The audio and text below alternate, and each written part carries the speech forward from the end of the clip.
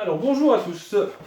Aujourd'hui je vous propose cette petite vidéo pour essayer de comprendre le principe de la mécanique ventilatoire. La mécanique ventilatoire, pour expliquer simplement, c'est comment en fait l'air va rentrer dans nos poumons lors de l'inspiration et sortir des poumons lors de l'expiration.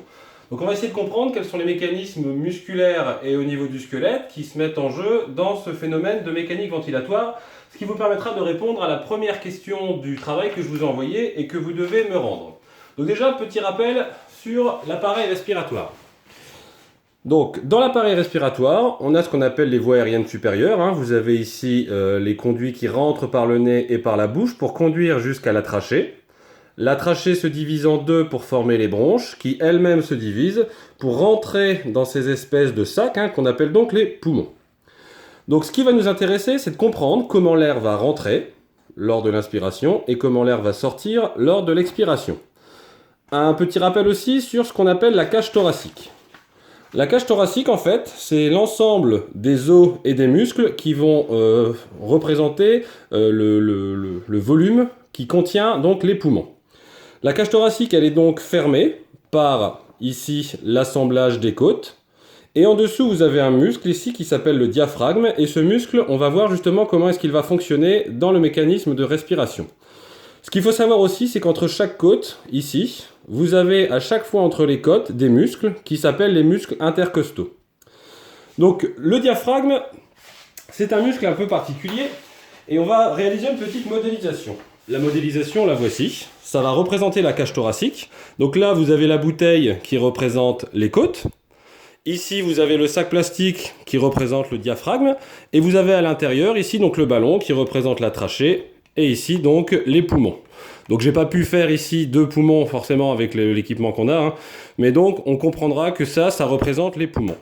Le diaphragme, c'est un muscle qui, grosso modo, se situe ici. À la base de vos côtes, ici, vous sentez le sternum. Vous sentez les côtes ici qui descendent. Le diaphragme, c'est un muscle qui est replié.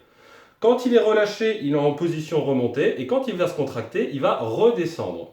Donc, quand j'expire, le diaphragme remonte. Quand j'inspire, le diaphragme descend. Donc au niveau de la mécanique, voilà comment ça se passe. On va regarder surtout ce qui nous intéresse, c'est le mouvement du ballon. Parce qu'on est d'accord que quand les poumons se gonflent, c'est pas parce que quelqu'un vient nous souffler dans la bouche. Je pense que vous l'auriez remarqué depuis le temps. Donc là, ce qu'on remarque, c'est que quand le diaphragme descend, regardez le ballon, on voit que le ballon se gonfle. Et quand le diaphragme remonte, on voit que le ballon se vide. Le diaphragme se contracte, le diaphragme se décontracte. Se contracte, se décontracte. Les poumons se remplissent, les poumons se vident. Donc ça, c'est le premier phénomène que l'on observe. Dans la contraction et dans l'inspiration, quand l'air rentre, il y a un deuxième mécanisme qui vient en parallèle. Vous allez vous lever, vous mettre en face de votre ordi, votre écran, et vous allez faire comme moi, vous allez poser vos mains sur vos côtes. Et on va tous inspirer très fort. On inspire, et on expire.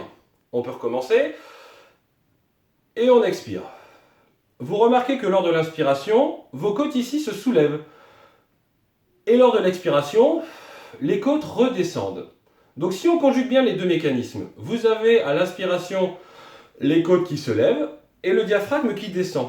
Du coup, sur le volume de la cage thoracique, le volume augmente vers le bas et augmente sur les côtés. Donc quand vous inspirez, par le fait du diaphragme qui se contracte et des muscles intercostaux qui relèvent les côtes, le volume de votre cage thoracique augmente. Donc tout ce volume créé en plus, il a besoin d'être occupé par quelque chose. On ne peut pas créer du volume sans l'occuper. Il faut bien justement que tout ça puisse se remplir. Donc qu'est-ce qui va se passer lors de l'augmentation du volume? Eh bien en fait, la seule ouverture de la cage thoracique sur l'extérieur, c'est justement les voies aériennes supérieures ici. Donc quand la cage thoracique va augmenter son volume, l'air va être aspiré à l'intérieur des poumons et tout l'air qui est aspiré va venir combler le volume créé en plus. C'est ce qui se passe avec ce ballon.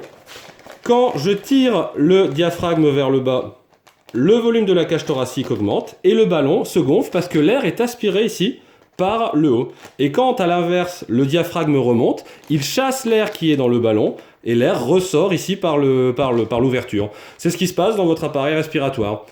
La cage thoracique augmente, du coup il y a un appel d'air depuis l'extérieur et la cage thoracique rétrécit, l'air est expulsé. Donc là, ça va vous permettre de compléter la première partie du devoir, à savoir ici Lors de l'inspiration, le diaphragme, vous allez dire ce qui se passe, hein, le diaphragme 1000, voilà. Et les côtes, elles, voilà, ça c'est à vous de compléter. Et pareil, lors de l'expiration, le diaphragme, vous dites ce qui se passe, et les côtes, pareil, et du coup ça entraîne la sortie de l'air, alors que de l'autre côté, il y avait un appel d'air. Donc si on résume, ce sont les muscles de la cage thoracique, diaphragme et muscles intercostaux, qui quand ils se contractent, entraînent l'augmentation du volume de la cage thoracique. Ça crée un appel d'air à l'intérieur pour venir compenser tout le volume en plus qui a été créé.